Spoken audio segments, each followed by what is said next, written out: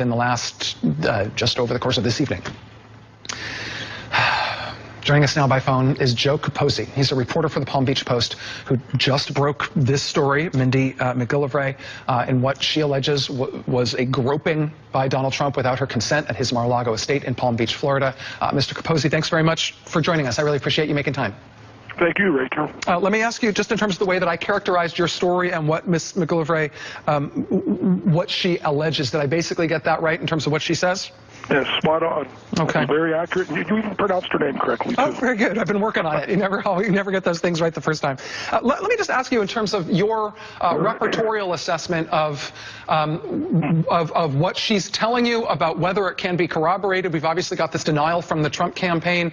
What do you make of her story, and how have you checked it out? Well, you're right. She said. But the interesting thing is, she was with a photographer friend, Ken Davidoff, whose father, Bob, was a long-time Palm Beach Society photographer. He was the preferred photographer for JFK when he was president and lived on the island. So Ken knew his way around, and as soon as it happened, she pulled him aside and was like, I think he just grabbed my rear end. And Trump, of course, looked the other way. But the way she told it, and just Ken corroborating the story, he didn't witness it, but he did corroborate her reaction and her demeanor right after it happened. It just led us to believe, that this was a genuine encounter. And she could have reached out to the TMZs or the supermarket tabloids, but she didn't do that. She talked with Ken about what route they should take, and she, wanted to prevent this from happening to other women. She thought about her own daughter, and she did some soul searching before she reached out to us, which was late yesterday afternoon. We had an initial conversation on the phone last night, and then we met in person today over lunch, and she decided to go with it. Joe, let me just ask you, just to clarify, I think you stated this clearly. I just want to make sure that I understand. She was with Mr. Davidoff, the photographer, at the occasion in which she says this happened. And you talked to Mr. Davidoff to corroborate that at the time she told him that it happened. He remembers at the time her telling her when it happened. He didn't witness it, but he remembers her saying something at the time. Is that right? Very clearly, yes. And I had lunch with both of them today. Okay. And the stories were consistent. And she had gone to Mar-a-Lago to help photo shoots for at least 5 or 6 times. And there were 2 occasions where she had encounters with Mr. Trump, but the one we led with was the most disturbing one to her.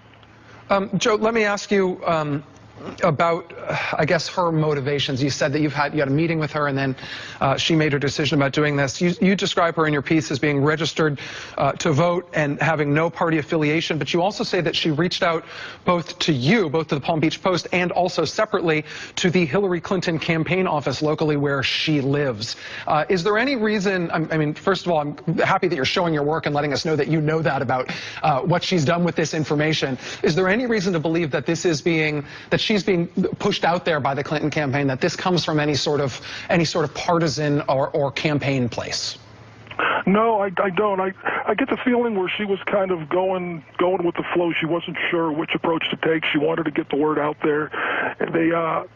Ken had reached out to me on text messaging first, and I was in a meeting working on a different story, and it took me 2 hours to get back to him. And when I did get back to him, they took it upon themselves to go to what they thought it was a Palm Beach County Democratic office in the city of Lake Worth, and it turns out that has since been turned into a Hillary campaign office. So I don't know that they went there knowing that it was a Hillary campaign office, but they did know that it was a county Democratic office. Okay. Joe Capozzi, reporter for the Palm Beach Post. I really appreciate your time tonight. I know as this is breaking, you got a lot of